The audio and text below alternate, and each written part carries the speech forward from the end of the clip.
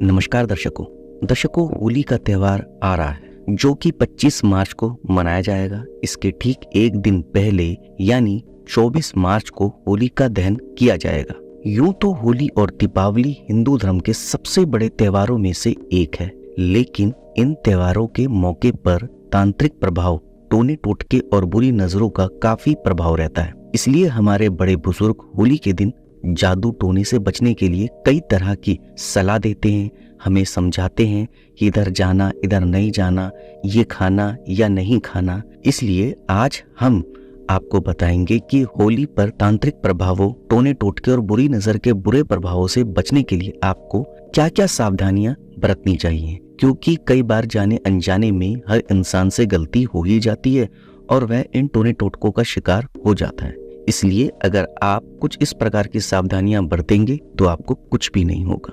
होली के दिन प्रातः काल हींग के पानी से कुल्ला करना चाहिए, होली के दिन सुबह उठते ही। इसके अलावा प्रातः काल उठते ही किसी अन्य व्यक्ति द्वारा दी गई कोई वस्तु नहीं खानी चाहिए, यानी कि बाहर का व्यक्ति।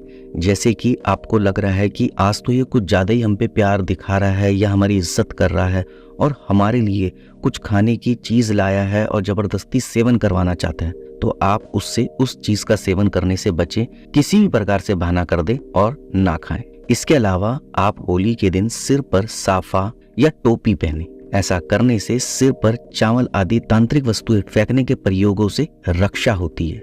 मतलब कि जैसे आपने देखा होगा कि कई बार आप कहीं बैठे हैं या कहीं जा रहे हैं या आपके साथ कुछ ऐसे लोग भी बैठ जाते हैं जो आपको लगता तो नहीं है, आप तो उन्हें दोस्त समझते हैं, लेकिन क्या पता आपसे किस प्रकार की दुश्मनी निकाल रहे हैं। तो वह बातों ही बातों में सर पर कोई चीज छिड़क देते हैं, जैसे कि कोई भभूत हो गया या कोई चावल हो गया।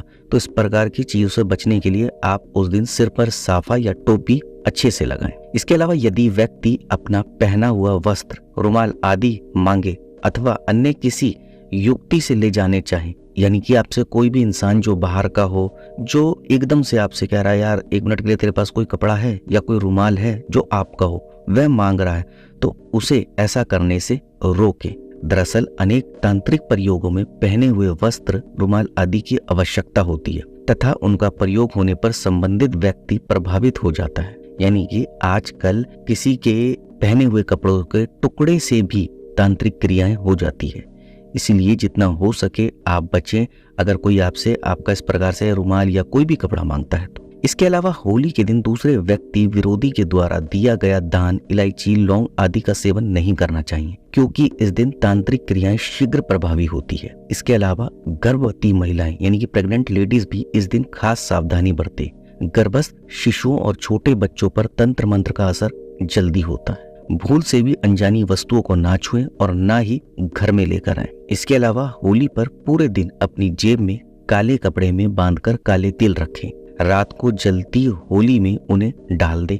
माना जाता है कि इस तरह आप पर हुआ कोई भी टोटका खत्म हो जाएगा। इसके अलावा होली का दहन तथा उसके दर्शन से शनि, राहु, केतु के दोषों से शांति मिलती है। इसके अलावा होली की भस्म का टीका लगाने से नजर दोष तथा प्रेत बाधा से भी मुक्ति मिलती है। घर में होली की भस्म चांदी की डिब्बी में रखने से कई बाधाएं दूर हो जाती है। इसके अलावा कार्य में बाधाएं आने पर आटे का चौमुखा दीपक को सरसों के तेल से भरकर उसमें काले तिल के कुछ दाने डालकर एक बताशा, सिंदूर और एक तांबे का सिक्का डालें।